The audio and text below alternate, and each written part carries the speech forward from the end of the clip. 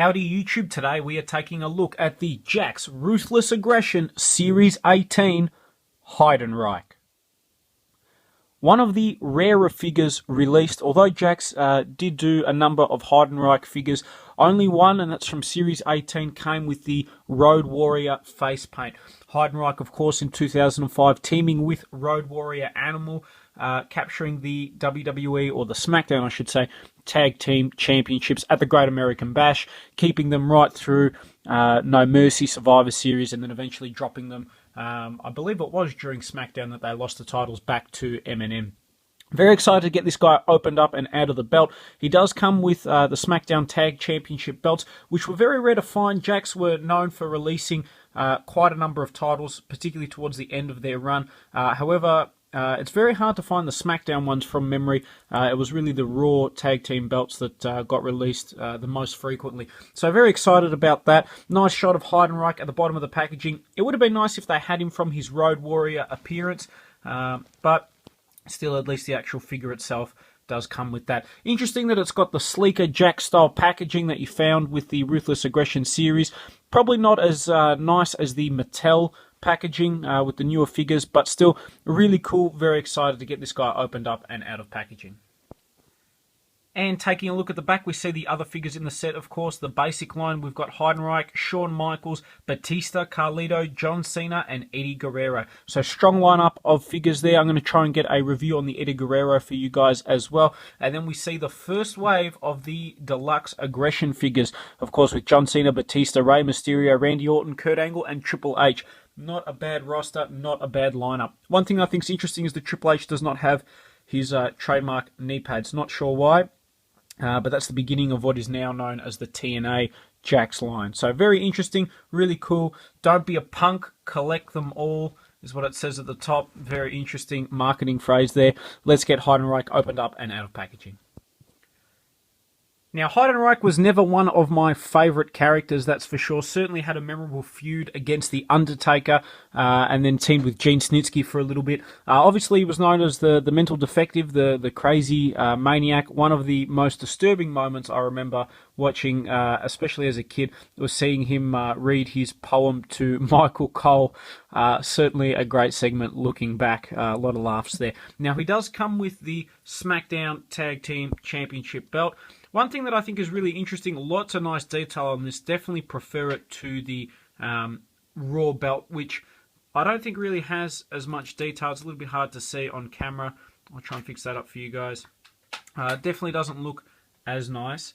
So I prefer the SmackDown one there. One thing that I think is interesting is that with the Animal figure, it was released with some paint and the SmackDown blue. So I'm not sure why they chose to do that for the Animal and not the Heidenreich. But still, really great set of belts, and very glad I was able to pick them up.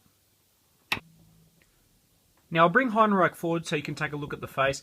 Definitely started to like this guy when he started teaming with Animal and was officially inducted into the Road Warriors. Nice detail on the face. Reminds me of like Live and Let Die, James Bond villain. With that sort of tribal face paint, which is really cool, what you want in the Road Warriors. I know that they pretty much tried to do the exact same thing as what they did in the 90s with the Legion of Doom, and that was where they, in the 90s, they were worried about Hawk, so they tried to get a replacement Road Warrior, and that's pretty much exactly what they did with Heidenreich. I thought he fit in really well with the group and into the role, that's for sure. Definitely. It was great to see the Road Warriors ride once again. Nice detail. Obviously, you can see he shaved his hair to represent the Animal mohawk. Still not quite the same as the original, but a cover band can still be entertaining. Even though I know these guys got a lot of heat. Interesting, the tattoos on the side there that he later adopted. The flaming heart. So Jakks figures normally get a lot of criticisms. I'm a big fan of these figures in particular, just because I love the amount of detail. You look at the basic figures and you've got tattoos with nice paint decals and things like that, which the Mattel don't really give. They just tend to go for the plain black. So that's one thing I really like about the Jakks. He does have the MMA style gloves that he was known for wearing. I love that instead of just giving him plain red boots, they've gone and painted them black as well. So nice attention to detail there. Very accurate to how Heidenreich looked, that's for sure. Now, just for comparison, you can see the three different faces there of the different members of the Legion of Doom. I probably prefer the Heidenreich the most. I think it's the most detailed and certainly looks really nice. The Hawk is pretty solid as well. But just there for comparison, you guys can see how Heidenreich stacks. Now, in terms of articulation, Heidenreich has the standard Jakks articulation, which is a ball-jointed head, ball-jointed arms, swivel in the bicep, bend at the elbow, swivel wrists and the joint there as well, swivel waist. He's then got the legs that move forward and back, bend at the knee, and then up and down in the ankle there. So decent range of articulation with Heidenreich, pretty much the same as what we get now with the Mattel figures. So not a lot has changed on that front. Certainly a lot less than, say, a Mattel Elite or the Jakks Deluxe series. Now, one of the big problems that a lot of collectors have is matching up their Jakks figures with the Mattel. Now, honestly, the scaling isn't as bad as I originally thought or some people make out. You see, if you compare Heidenreich or even any of the other Road Warriors to, say, the Bray Wyatt, which I've got here, who's actually pretty close, and he's obviously not the tallest wrestler either, or how he's shorter than, say, a Luke Harper or Eric Rowan, I think the scaling is really good. I like that he's slightly taller than Animal, just because the Animal figure from 2005 is a little bit smaller as is. You see he stacks up, it's pretty much even height with Billy Gunn, quite a bit taller than Road Dogg. I don't remember Road Dogg being as small. So you can see these guys can pretty much blend in with the Mattel counterparts, something I really like about the Jakks figures from this particular set. So here we have the complete set of Legion of Doom figures.